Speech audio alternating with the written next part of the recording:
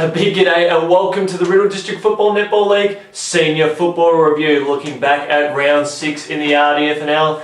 I know there's been a little bit of an absentee off the TV front in recent weeks, but sometimes there is a life outside football, such as the need to get a new haircut. But rest assured, the locks will be coming off later this week. And this review was done at the disappointment of Eleanor, our poodle, which I'm pretty sure many of you would have seen around games in season 2014. Very, very hard to keep her out of the room. But anyway, we could not keep the excitement out of the room of what was a big round in the Riddle District Football Netball League. Round 6, Team Highlands FM had the privilege of being at arguably the game of the day between Macedon and Broadford. It was a fantastic day out at Tony Clark Reserve, and what a game it ended up unfolding to be, realistically, with the Cats jumping out to a 2-goal lead, and then Broadford went bang 4 times and converted turned a 10-point deficit into a 14-point deficit before you could blink in the blink of an eye.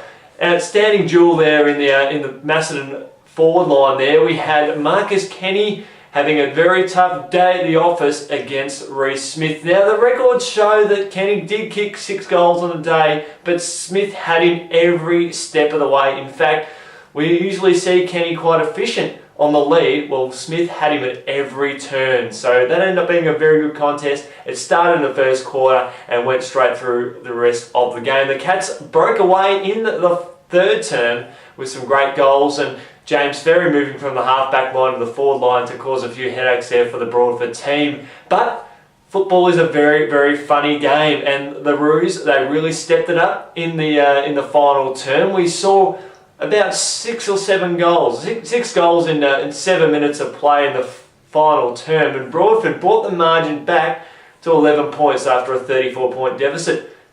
Hats off to the Cats. They really held firm and recorded a fantastic win.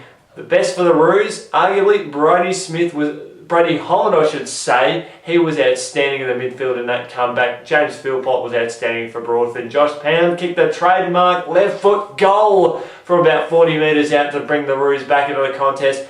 As for the Cats, they had plenty of standouts. One to keep an eye on for is Josh Burkett. Has had plenty of soccer experience and really starting to show his form and the big stage in the Macedon football department. Now, the Redbacks and the Hawks took part on battled out on neutral territory, and the Redbacks, they had a little bit of a job ahead of them. It wasn't until the final term where they kicked 5-5 to really stem away and break away to a 69-point win. Believe it or not, the Hawks did lead in the first term. It was a very tight contest, and Brad Mitchell was the standout there for the Redbacks, while quite a few goals were sort of shared around.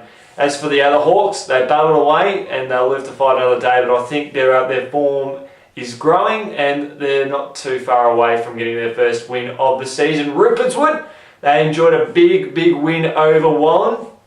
One of the key players to look out there for the Sharks is the youngster Cam McCory. He started on the big stage in the under-19 interleague clash just the other week. He kicked 2 goals in that game. He kicked 2 goals on the weekend. The boy shows great poise at half forward, and there's a star in the making there. And if he can stick around with the Sharks for quite a while, he's going to have a great future, and the Sharks are going to have a lot of success. As for the Pies, well, Brent Hansen, if he's not leading the best and fairest in that team, I would be pulling my hair out. See, need to get rid of the locks to find out just who will get the chocolates there, because he's had an outstanding season.